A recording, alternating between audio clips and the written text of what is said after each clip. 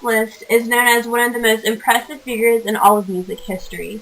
He was born on October 22nd, 1811 in Rating, Hungary. Franz is particularly known for his phenomenal piano playing. His father Adam played the cello as well as several other instruments, and passionately taught Franz how to play the piano. By the age of 6, young Liszt was recognized as a child prodigy, and by the age of 8, he was composing elementary works. By the age of 9, he was appearing in concerts. His father worked as a secretary for Prince Nicholas Esterhazy, and after the boy played for a group of wealthy sponsors, he asked the prince for extended leave so he can devote his time to enriching his son's musical education. Father and son traveled to Vienna, and Antonio Salieri, Mozart's old rival, quickly became a supporter of Liszt's genius. Upon hearing the boy play at a private home, he offered to train him in composition free of charge. For several months, the young pianist held performances for both musicians and kings. His most impressive talent was his uncanny ability to improvise an original composition from a melody suggested by an audience member.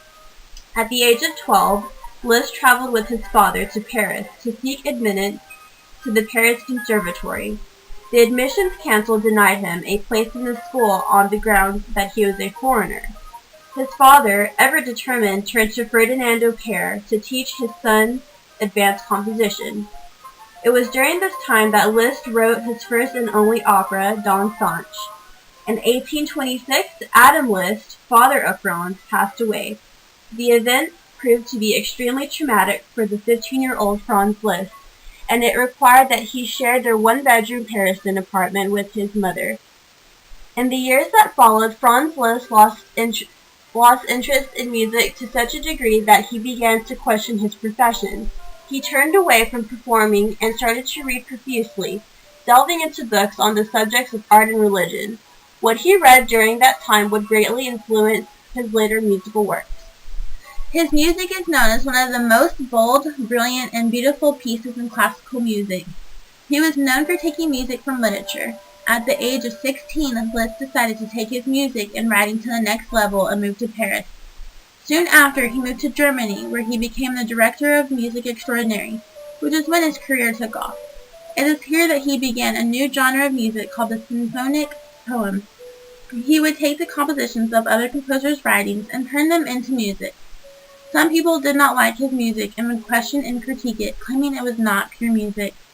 He was more known for his piano compositions, which were influenced most heavily not by another pianist but by the violinist Niccolò Paganini.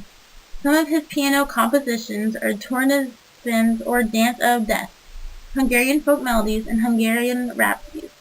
He's a pianist and composer who helped define Romanticism. He redefined the personality of a concert pianist. This is ironic because he gave up performing concerts early in his career. He had the support of many well-known composers such as Chopin, Wagner, Grieg, Saint-Saëns. He also had the great influence of the generation after him, which is seen by Mahler, Strauss, and Jean Sibelius.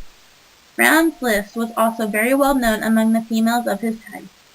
Historians believe this is one of the things that helped him become so popular. He was always being gossiped about. One of his more major gossiped about affairs was with his student, whose father was a higher-up government official. He was also known to have many affairs with famous dancers. Today we know him for his music and how he created a new style of composition.